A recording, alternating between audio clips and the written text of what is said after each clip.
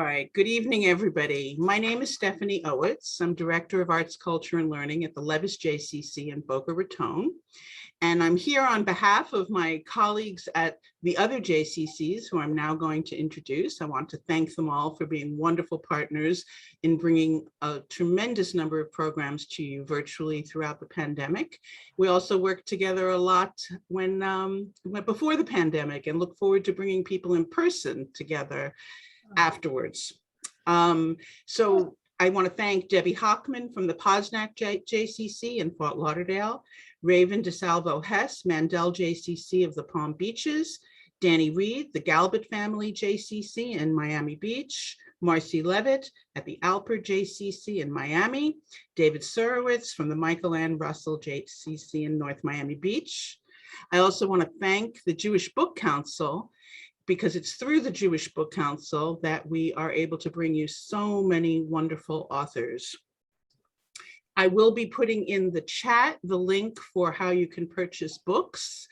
It's very important, please. We urge you to please buy the books of our authors. They give us their time, and we can thank them by reading their books. So that link will be in the chat, and I will also put Phyllis Chesler's website in the chat. It's a fantastic website, a huge archive of articles that she's written over many years, as well as links to all of her books and more information about the books. So please consider visiting the website. So this evening, I'm delighted to welcome, and first let me start by introducing our guest, Phyllis Chesler. Phyllis Chesler, PhD, is an emerita professor of psychology and women's studies at City University of New York. She is the best-selling author, a legendary feminist leader, a retired psychotherapist, and an expert courtroom witness. She is the co-founder of the Association for Women in Psychology, the National Women's Health Network, and the original Women of the Wall. She is also a fellow at the Middle East Forum. She was an early 1970s abolitionist theorist and activist. She wrote and delivered speeches which oppose rape, incest, pornography, sex and reproductive prostitution, sex trafficking, and gender-based double standards in justice. This book, Requiem for a Female Serial Killer, is her 19th book. She is also the author of the landmark feminist classic Women in Madness, as well as many other notable books. And you can find out more about all of that on her website.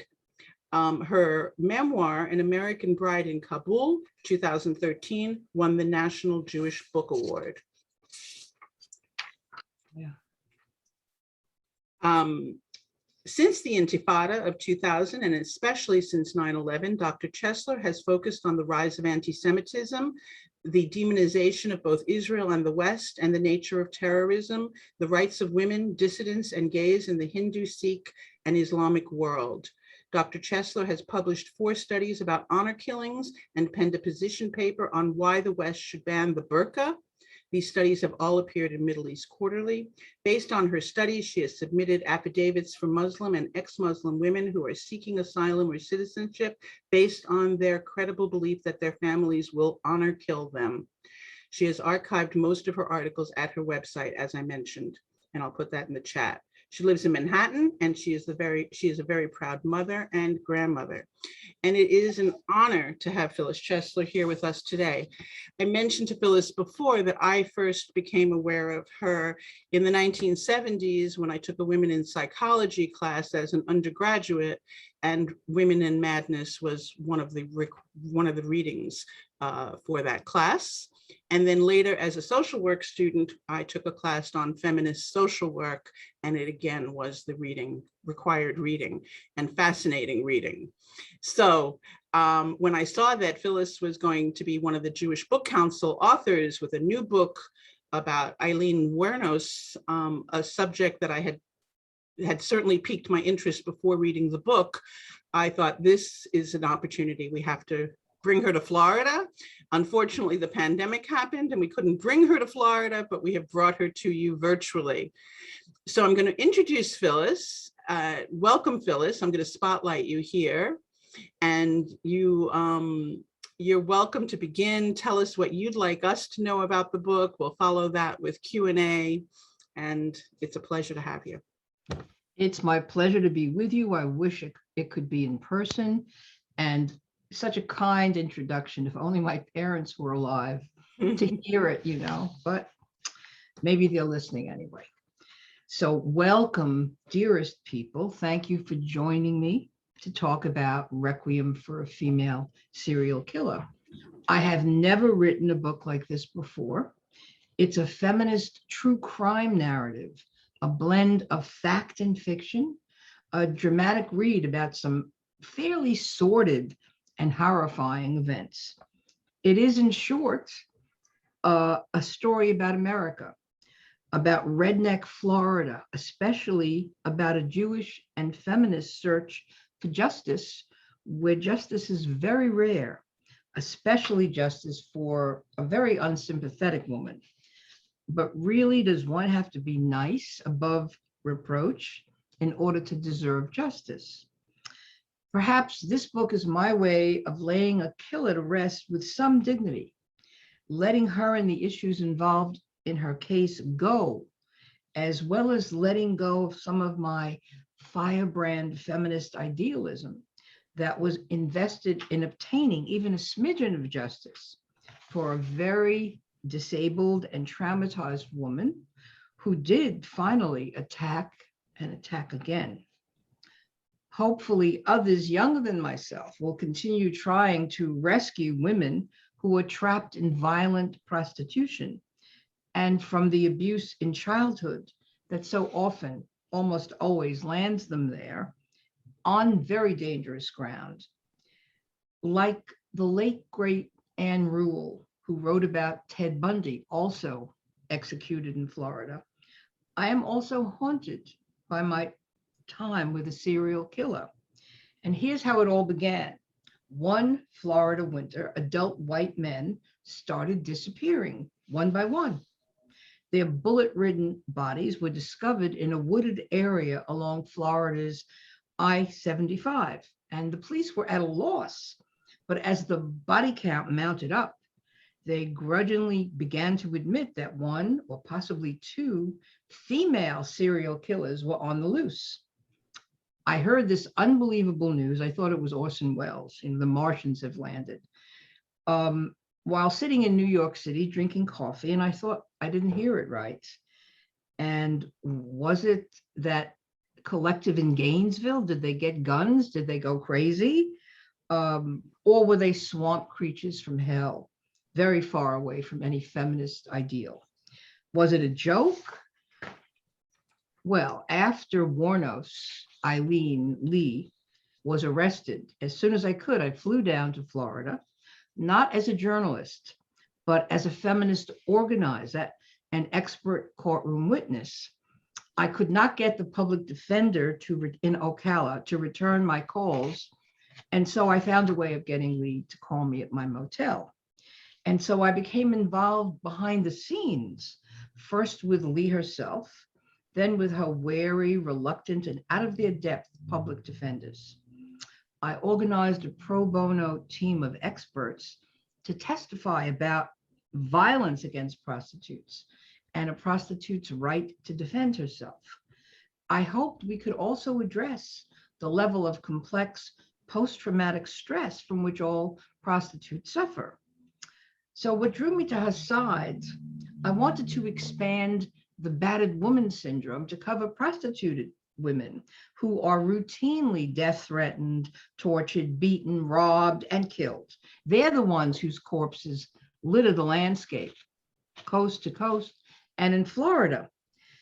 And none of the experts were ever called, but that's another story which I discuss in the book.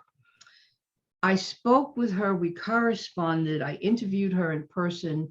I initially published articles in law reviews and in the mass media. So it took 30 years for me to grapple with this subject. I am not a fan of serial killers. They don't interest me. I'm not obsessed by them. And I viewed Warnos with compassion, not contempt. She was a wild child, an allegedly smart woman whose drawings were very artful, but who had a low IQ, suffered from organic brain syndrome, is my guess, and the estimate of the psychologists who did testify, some kind of brain injury, and she couldn't see and she couldn't hear very well. And as a child, her story might be the worst story in America of child abuse. Nobody reported in Michigan what was happening to her. No police officer stepped in. When she was thrown out and had literally to sleep in the snow in an abandoned car and sell sex for cigarettes, beer, food, and drugs, not a single adult came to her aid. No social worker, no school counselor. No one offered to take her for hearing and vision tests, something that her grandmother, who she thought was her mother, failed to do. When she stopped going to school, no one came to find her. Troy, Michigan, it doesn't seem to have existed in the 20th century. It seems wild, beyond civilization, more like a 19th century village located in some freezing wasteland in Finland, where her ancestors came from. She was also raped and impregnated when she was 13 or 14, and then thrown out of her home almost immediately, and was then forced, of course, to give away the child for adoption. And this alone is psychiatrically catastrophic for most birth mothers. And some might argue cogently, given what we understand about bonding, catastrophic for the children that are separated from their birth mothers. She was arrested many times for stupid stuff: driving under the influence, shooting a gun into the air while drunk, hitting a bartender, speeding, resisting arrest, assaulting men trying to pass a phony check, holding up a convenience store for chump change. In my opinion, she did kill in self-defense that first time. And thereafter, something changed. And I write about what that might have been in Requiem. And like other feminists at that radical feminists, I saw her as a quintessential American outlaw who had pried the world's imagination wide open by shooting down 7 male authority figures, including former police officers. She was a badass, gun-toting lesbian prostitute who became a notorious legend. Like other female serial killers, she was proud of her fame and boasted about having made history. True, there's never been a serial killer like her before, but there have been many female serial killers. I'll address that. And she's not at all like the woman brilliantly portrayed by Charlize Theron in Monster. Theron impersonated her body language, and there was very little depth level understanding in that oddly celebrated movie. And I was on a feminist mission. It was before, way before the Me Too movement got any air. And talk about sexual harassment, talk about being, it's a pale reflection of what a prostitute's life is like. And I wanted a jury to understand this, how prostitutes, certainly street prostitutes, many, all, blue collar, working class, uneducated, desperate girls and women, the toxic level of contempt and the most extreme kind of violence that they faced routinely. And I thought, such a person has the right to kill in self-defense. And I asked her how many times she'd been raped. Oh, I stopped after she came to 37. And her definition of rape was not my definition. Her definition of rape is when a bunch of young guys tie you down and gang rape you and then make off with your money and you think they might kill you. And I don't know what that does to a woman's soul or head. And at some level, I guess feminists were a little bit thrilled that a prostitute started to fight back and became a predator and wasn't prey. And I wanted the jury to understand that prostitution is mainly a forced choice, not a free one, and that the nature of the so-called work destroys a person, even though there are exceptions. So now 4 counties in Florida, Marion, Dixie, Citrus, and Pasco, would forever become known as Wuornos's hunting grounds. And the world media descended like locusts. And the police allegedly, although it's true, I think, started making deals with movie companies even before she was arrested. And many wives, this is interesting, many wives started telling their husbands not to pick up any female hitchhikers. And some even started accompanying their husbands on their routes. She was not an easy client. She's not an easy, she cursed a lot. She kind of tossed her hair a lot. I don't have that kind of hair to toss, the way a lion does a mane. And the facts were almost too much to believe. During her confession, Wuornos claimed, and I read the transcript, that the killings were in self-defense, and she said so 16 times.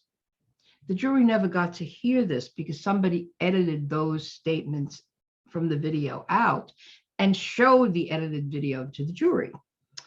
And very colorful local characters in another part of Florida entirely were all over me. Born-again Christians, anti-pornography crusaders. The prosecutor had been Ted Bundy's spiritual advisor, John Tanner, and he viewed prostitutes as pure evil. There was a local judge involved who kept a gun under his robes, sometimes waved it around to make a point. And I certainly interviewed and spent time with the feminists who ran the shelters for battered women and rape crisis centers in that part of Florida, the wives who drank too much, their breakdowns. Those communities are like redneck Mississippi, as I'm sure you know, and crosses were burned on African-American families' lawns, and abortion clinics were burned down to the ground more than once. Not exactly feminist country, but it's what we had to work with. And the jury pool came from this culture. She developed a woman who, Arlene Praley, who believed that Jesus had brought her and Wuornos together. And then there was her lover who testified against her, Tyria, who tricked her into confessing for love. Wuornos confessed for love of Tyria, who was frightened, she said. And could she get a fair trial in Ocala? No, I don't think so. And how would her public defenders fare in the old boys network if they became known as the defenders who actually got the dyke whore off? And all of this made for the political trial of the decade, rife with burning questions, including, could she be raped if she was selling her body anyway? Yes, the answer is to that question. Was Lee even competent to stand trial? I'm not sure about that. Maybe not. Did it matter? Well, I tried to persuade her to take an insanity plea. You know, yeah, they wouldn't let her out, but they wouldn't kill her. And she refused to do it, kind of pride in, I'm not letting them inside my head, and I'm fine, I'm not crazy. And did she hate men? No, she loved men. She liked them. They were her best friends. She considered many of the Johns her boyfriends. And, you know, given the massive publicity, Ted Bundy, his legal team asked for a change of venue, and he was allowed to have his trial heard in Miami. Wuornos didn't kill as many people as Bundy did, although he was on trial for only 4 murders in the state of Florida, but it's estimated he killed 100 girls and women. Her legal team also asked for a change of venue, but they were keeping it right there. And in Bundy's case, The trial took some time, and the jury required time to make their decision. Not so in Warnos's case. Her trial was over in 5 days, and the jury voted guilty in 1 hour and 31 minutes, and they recommended the death sentence in 1 hour and 8 minutes, and 48 minutes, sorry. Bundy's jury took 7 hours to find him guilty and 7.5 hours to sentence him to death. Just saying and talk about double standards. Now, I did not stand with the feminists who to this day believe that since prostitution is a war crime, that any prostitute who kills is totally justified. No, I don't agree with that. And in the book, I part company with that ideological bravado and that way of thinking. I came to challenge it. I mean, first of all, not all savagely abused children or prostituted women kill. And secondly, such feminists are saying that although Warnos killed 7 men, none of them may have mistreated her, although the first one was a whoremonger, a pornography addict, a pot-smoking, dangerous guy, Richard Mallory, and who did time as a sex addict and an offender. So did they really all deserve to die because other men had mistreated her? And is she really the innocent victim par excellence? I'm not sure. But this is what I hoped long ago, but cold, hard facts disabused me of such romantic nonsense. Yeah, I believe she killed in self-defense the first time. And she argued with me. She said, no, I didn't. I killed them all. But as a psychologist, I sized it up very differently. But it took me 30 years really to understand and to analyze what Warnos was about. She's not like male serial killers, nor was she like all the other female serial killers, and there are many. And she was also unlike other women who had been severely abused in childhood. So she's utterly unique thus far. There are Black widows who kill husband after husband for insurance payouts and for real property. And their names are legion.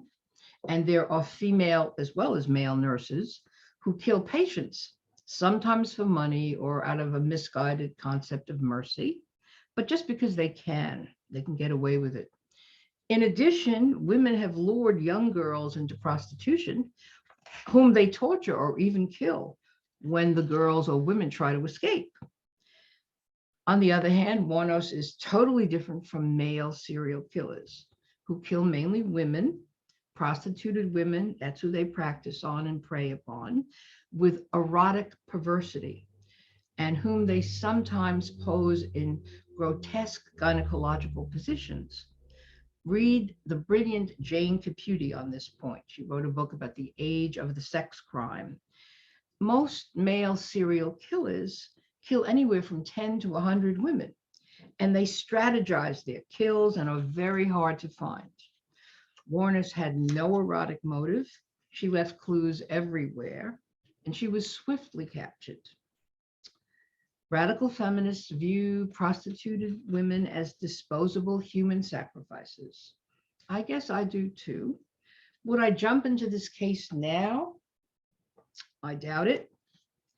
Would I focus more on the murdered men? Probably not, because it was the smell of female blood, the acres of broken female bones, quickly forgotten, normalized, that drew me down to Florida. At the time, I didn't really think, oh, she's really a serial killer. I was focused on the abuse in childhood, the right to self-defense, the violence against prostitutes. But as it turns out, I was not right. I've discovered that, and this shocked me, Lee has many fans, many admirers who view her as this great outlaw like Jesse James, a nobody meant to die alone and anonymously, but who became a somebody, a woman who gave the royal finger to authority, who even took down cops a biker style rebel. Well, it's an idea. And over time, grassroots fans were drawn to Warnos as a woman who was meant to die this anonymous death, but who turned on her tormentors, got even, and got famous, hit the jackpot.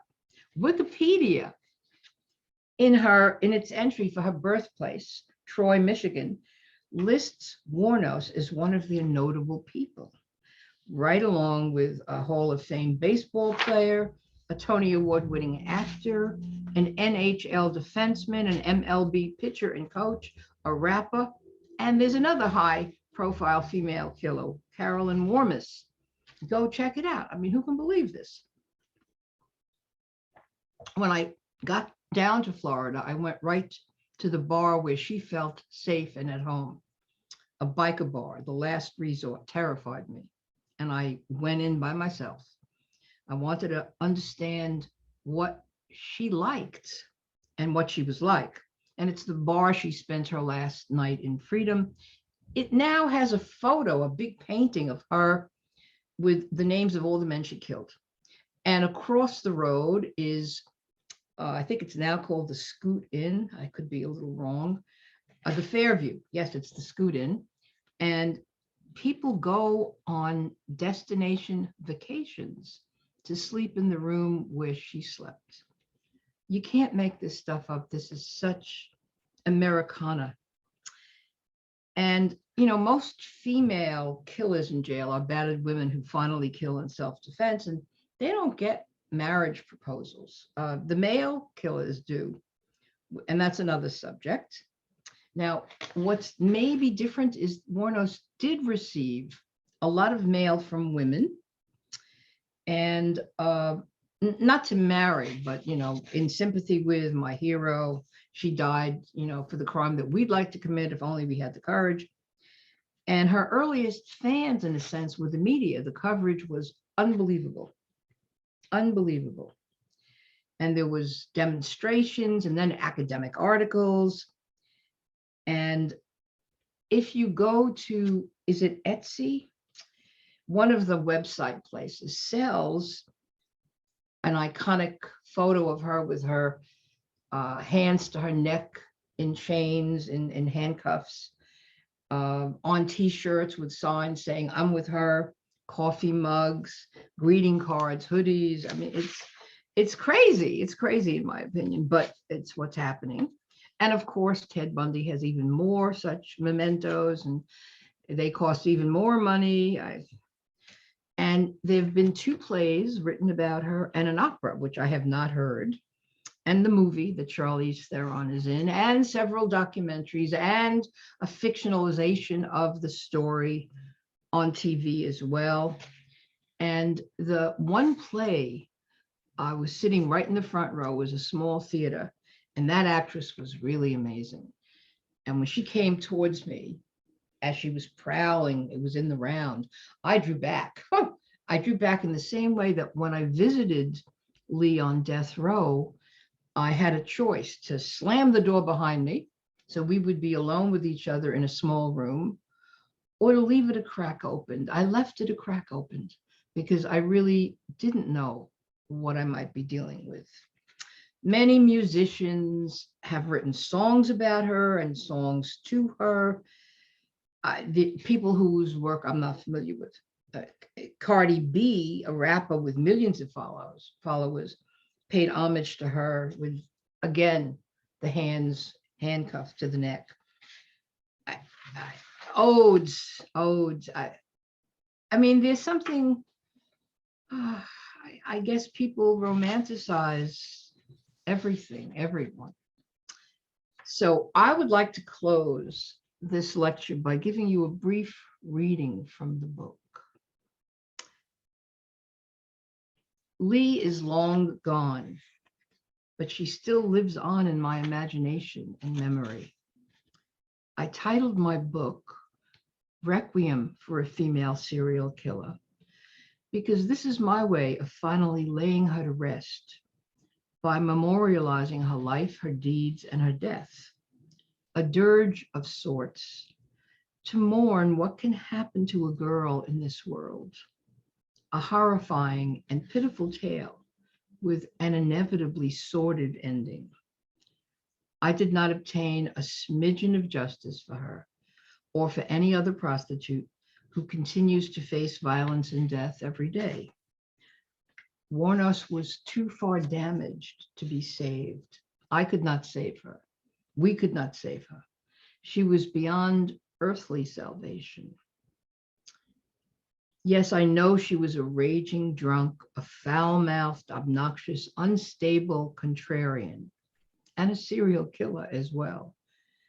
And yet now that I more fully understand what rape and prostitution can do to an adolescent and to a woman, and what a pitifully damaged child woman she really was, I have more, not less, compassion for her. But Eileen was angry, not like a man, but like a woman, one who'd given up a child for adoption, one who'd been raped and beaten, one who'd drunk way too much. The way you live that life is you dull your senses, if not with alcohol. In her case, it was beer, a tremendous amount of beer, or drugs, or both. And Lee is at least two, and probably more people. And I'm not suggesting that she's a multiple personality for sure. It's just thought. She's a born-again Christian. Everyone on death row finds Jesus, by the way. She's a born-again Christian, and she reads the Bible cover to cover again and again and listens to Christian radio. In a 1993 letter to her best childhood friend, she asks to be buried in, quote, white jeans, a white t-shirt with Christ on it, some type of belt, earrings that are crosses, a cross necklace, visible, please. I'd like a cross in my hands, a Bible tucked between my arm and rib cage. This is how she wants to be received in heaven. She wants God to know she's a believer and not a bad person. She also chooses to die via lethal injection, quote, because you're laid out on this table as if you're on a cross. Perfect way in my book for me to split in the name of Jesus. But being executed by her earthly tormentors requires other clothing. For this, Lee asks to be dressed in a black Harley Davidson t-shirt, biker boots, and a military belt. So she also wants to be seen as a shit-kicking mercenary, someone who is going out as a renegade, at war with the ruling classes, proud and defiant to her very last breath. So Lee is a religious Christian, a biker outlaw, a Marine. She often said she was a Marine when she would pawn stuff, a much sinned against child, a happy-go-lucky hooker, a wheeler dealer, and a secretive serial killer. Maybe a multiple personality, maybe. As I conclude this chapter, both on the page and in my life, I am strangely sad. Well, it's a funeral, isn't it? Both for her and for some of my own youthful dreams and illusions. I couldn't save her. I couldn't get justice. I thought I could. How foolish could I have been? I was not a youngster. When I leave this book, I leave off, perhaps forever, continuing to grapple with the issues raised by her case. Now it is in your hands. Thank you. Wow, thank you. Thank you for that terrific presentation. And you answered, Thank you. You answered a lot of questions that I might have had. And I hope in the meantime, the audience will think about their questions, and you can write them in the chat or you can raise your hands. We'll get to the audience soon, but I have a few questions for Phyllis. So one of the questions I had was about the title, but I think you've addressed it pretty well. Requiem for a female serial killer. The juxtaposition of the word requiem with female serial killer was quite jarring, and I suppose intentionally so, because you really are doing both. You're, as you said, it's a funeral, it's dirgeful and mourning, but it's also a recognition of that she was indeed a female serial killer, and you make no apologies for her in the book. And I think that's one of the things that you did very, very well. It's a compassionate portrait of her while also being clear-eyed and, and realistic. You're compassionate without, as you say, romanticizing, which is, I think you're right. That's what we do a lot in this culture with serial killers. So the question I have is, you said that she got no justice. So what could justice have looked like for somebody like Aileen Warren? Oh, what a good question. A hard one. Well, it would have started with in her childhood when her grandfather, who pretended to be her father and was beating her, and he was a big drunk, if somebody rescued her. And if some neighbors or social workers or teachers or police officers said, hey, there's this kid who's 11 sleeping in the snow in an abandoned car, and took her somewhere not terrible. We all know that foster care can be terrible, and institutionalizing people can be terrible, has been a big unsolved problem.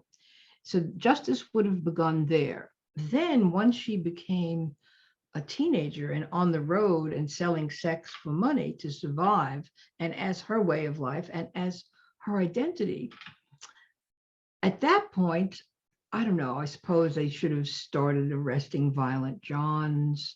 That doesn't happen, not even today.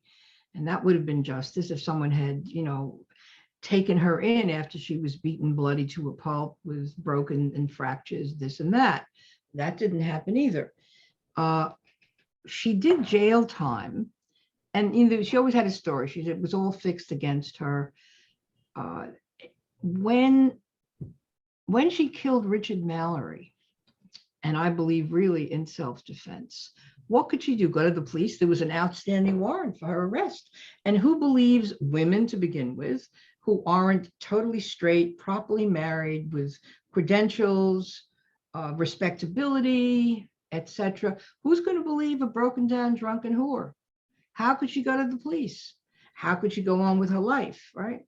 And she had to just keep drinking and stay off the road for as long as she could until she needed money again. And she had a very interesting MO.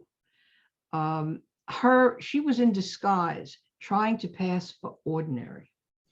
So she would wear cut-off shorts, a t-shirt, no makeup. Her hair was pulled back. And she had the same story. Her car broke down and she was late for getting her kids. She had to pick them up. And once not necessarily a cruising John, but a compassionate male motorist picked her up and believed this, he could have come on to her really badly and did, or she could have come on to him because she needed the money. And if he was not interested, she could have said, okay, I'm going to kill you because I need your money. That's one of the things I think may have happened over time. It was her own personal affirmative action program, so to speak. Mm-hmm. So, but then look at my foolish idealism. I thought that we could obtain maybe a political show trial, maybe a smidgen of dignity and justice. That's why I called it Requiem, because I wanted to give some dignity to this life, to this woman. It was crazy in Florida. Did you follow it as it was happening? The search. I remember it. The arrest, the trial. Yeah. And they of course, she thought that, she said she didn't plead innocent except the first time. And thereafter she said, never mind, who cares? Just kill me now. And she didn't understand that the state will decide when to kill her, that she was not in control of that decision. And then she was put in isolation on death row, which is, it sits there and you lose your mind, and she did. And although she had a very robust correspondence, I think. So it's a real Florida story, but not Miami. It's not the East Coast. It's the West Coast. We talked about that earlier before people were in the waiting, when they were in the waiting room, that there are it's a very different Florida from the South Florida that we know.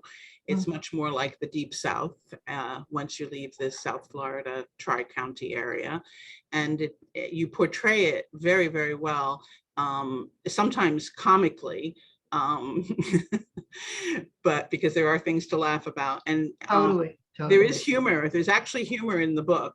I think that, it's been described as genre blending or genre bending, and it is. It's part memoir, your memoir of your experiences, but you also put yourself inside the head of Lee, and you say that, you can't know what she was thinking. That part you've written. But it's based on what you know and the facts of the case, and you do a great job of getting us inside her head. I'm glad you mentioned that, because I wanted to tell the story through her eyes, from her point of view.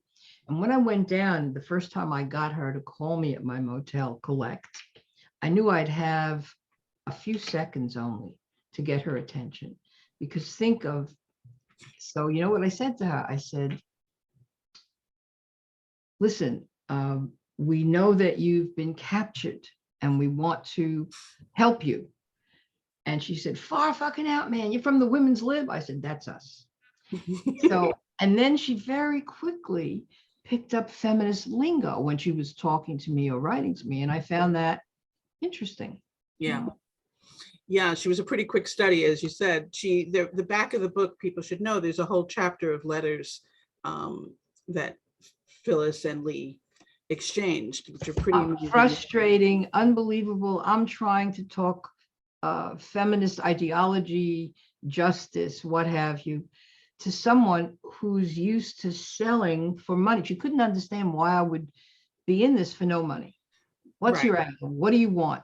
And then she wanted me to represent her as an agent to sell her life story or her judicial story over and over again, as if she was selling her body. Yeah. And it was. That's the only mode of operation she knew. I know. Everything is transactional. She taught me things. Yeah. You said at one point in the book that you had wanted her to fight for her life, and she didn't. She had already decided, she knew she was already dead. I'm reading from what you wrote. Actually, she had taken over the Kill Aileen project long ago. I thought that was a fascinating thing. Her life really had been over for so very, very long. She was going through the motions of surviving day to day. This was somebody who couldn't plan beyond the next meal or the next beer or the next rent payment. And society had already beaten her down so far and she had been suicidal, and attempted suicide, failed. So perhaps in a sense, she was allowing the state to kill her when she was already no longer wanting to live. Well, I think you're very eloquent, but she would have fought for that first trial. She was ready to fight. She wanted to fight. I think her lawyers meant well. They were out of their depths. She was a difficult client.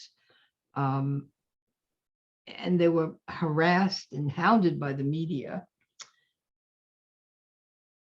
But they didn't use any of the expert witnesses who I pulled together. Right. And so she testified on her own behalf. And I think Court TV ran that trial. And I found her testimony persuasive and touching and poignant. I recommend it if you can find it. It's worth seeing. Probably can find it on YouTube, because absolutely everything about her, there's so much on YouTube if you look up her name. So I will look for that. But yes, I think you're right. Her confession as well. The video of her confession is very convincing. Very. She thought that she was making friends with the police officers because they were getting her coffee and cigarettes. She didn't know where she was, and she was tricked into it by the police and by her lover, Tyria, who I also interviewed. I interviewed her biological mother. But the interview with Tyria, nothing like the Christina Ricci character. I'm sure they were afraid to portray her as she is because they were afraid of lawsuits or something. But she was the toughest lesbian I ever met, her lover. I was really, And I she was had, wondering about that because I mean, I did see the movie Monster and I thought Charlize Theron was incredible. That was an amazing portrayal and very, of some other person. How? yeah, Oh, right. you mean Charlize Theron's portrayal? Yes, but the Christina Ricci, like I did that didn't fit what I understood to be the description of Tyria at all. No, no. So But that was fictionalized. So that was interesting. So of course there were documentaries and all kinds of things, and I did see the Nick Broomfield yes, of course. Two, documentary, which if you haven't seen it, first of all, the minute I heard his voice, I realized I've heard many documentaries by him. He's a well-known documentarian, and he did an interview with her where she completely recanted the confession, which I thought was pretty fascinating. She kept insisting that she had killed for the money and that there was no self-defense. And he kept saying, you kept giving her another opportunity, but you said it was self-defense. What about the self-defense? And she said, no, it was cold-blooded killing for the money. Why did she do that? I mean, she wanted at that point to be executed and have no chance. no. I think, Why? in my view, the first time she killed to save her life, she was in a struggle, life and death struggle with Richard Mallory. Yeah, for sure. And when I say that these were Johns, 3 or 4 of the men she killed were either naked below the waist or their pants were awry or their belts were off, suggesting that they had something sexual in mind or did something sexual. So I disagreed with her ultimate take. It's like almost out of pride and defiance and stubbornness. She said, no, I did it for the money. I'm that tough. You can't hurt me. I'm that tough. After she saw that the jury had no sympathy for her and that the judge sentenced her quickly and that she would be sent to death row, she figured she's not going to get a chance. She's not going to. So why should she bother with all the subsequent trials? And being a person with no judgment, that's good, none, poor thing. Her lawyer, Broomfield, has her lawyer, whose name mercifully I'm forgetting for the moment. This is a maniac with a law degree, a maniac. He would sing her songs about being electrocuted, and he advised her. I mean, very bad. And you can see it in one of the Broomfield films. I think there are 2. Broomfield had to pay to interview her. That's where she was getting money. And she was incensed that the cops were getting money, that the movie makers and the actors were getting money off of what she did, right? And it should have been money coming to her, but very little of it did. So I think she just lost patience. She doesn't have restraint. She doesn't have the ability to wait for a long time. She's okay, I'm guilty, fine, let's be done with it. Right.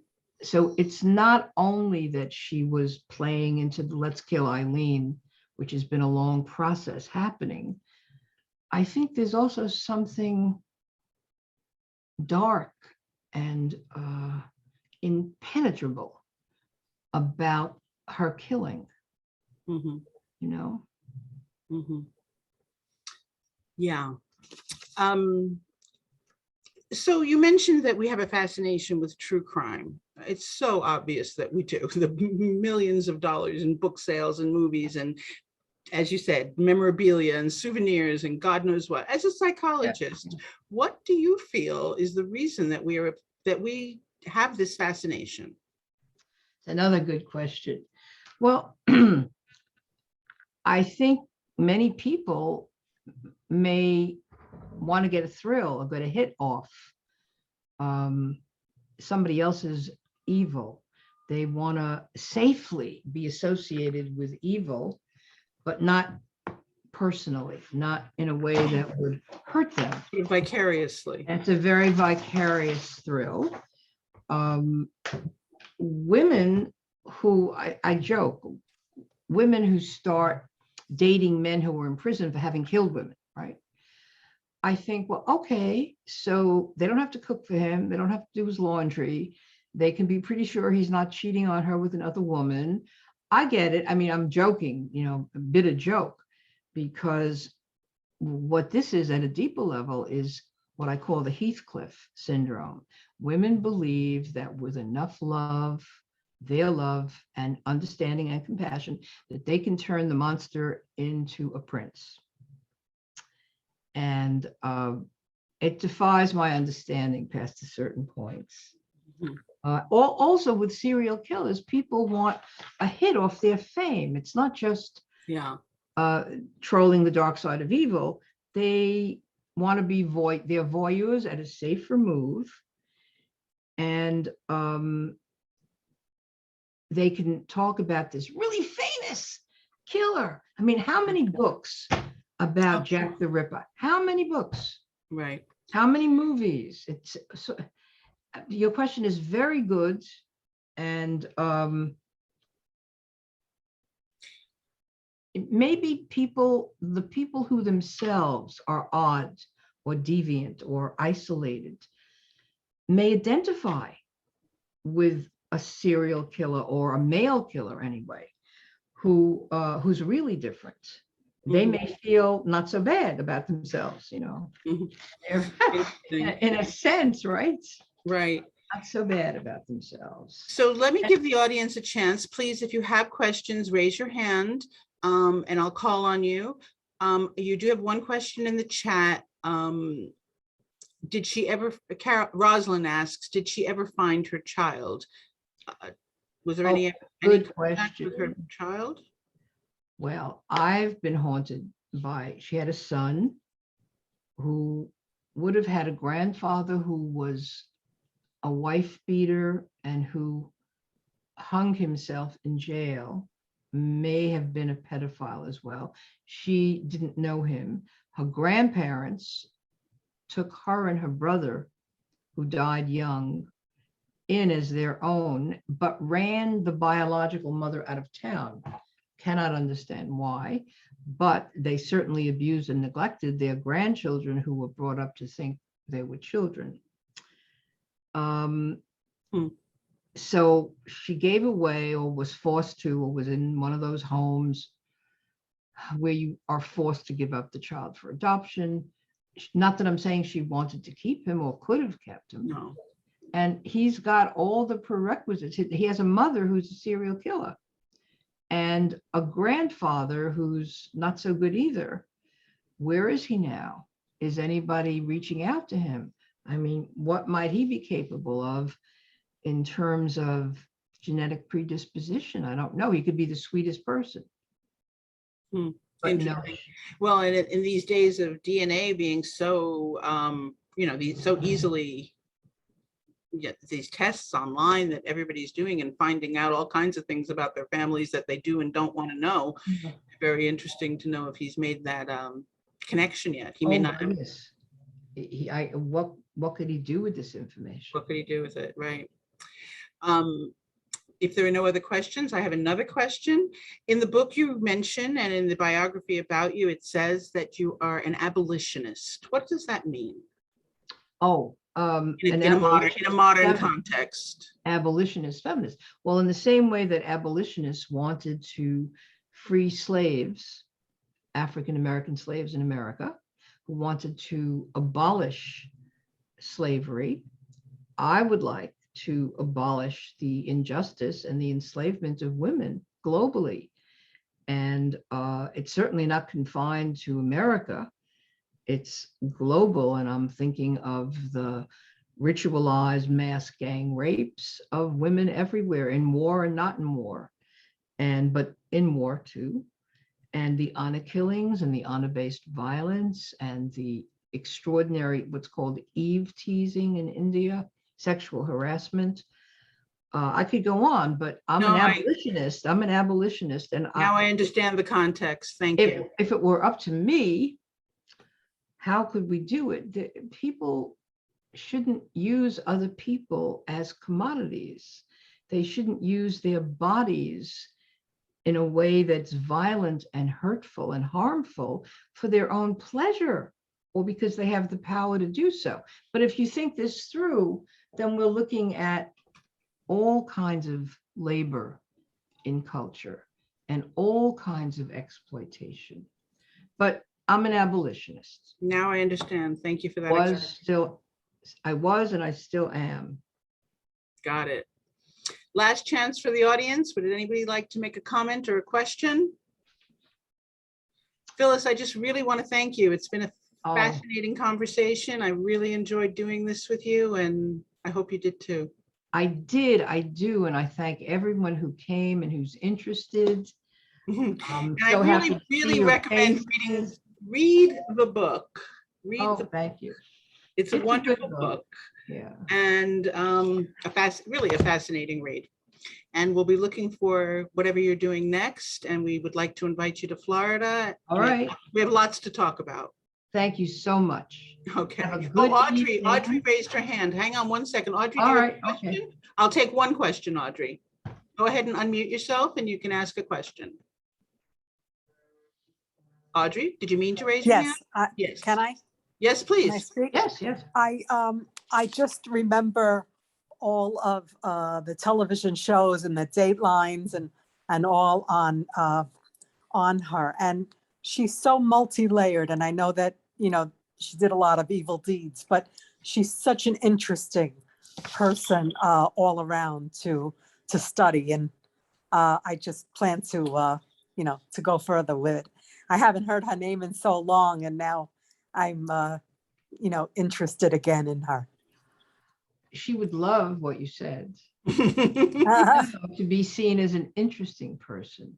Yeah, multi-layered, and I worked in child welfare my whole life, and absolutely children that are products of horrendous backgrounds become what they live through sometimes, and it's just unfortunate that they have to go through that, and so it's an interest to me. Yeah, thank you. Grace of God. Yeah. All right. Yep. Well, I think we're going to adjourn. Thank you very much, Phyllis. And thank you to my colleagues at the other JCCs. We have another program on Thursday. Ido Geffen wrote a book, is Jerusalem Beach. That program is at 1 o'clock on Thursday this week. Please join us. All right. Thanks, Phyllis. Thank you. Good night. Bye, everybody. Good night, everybody.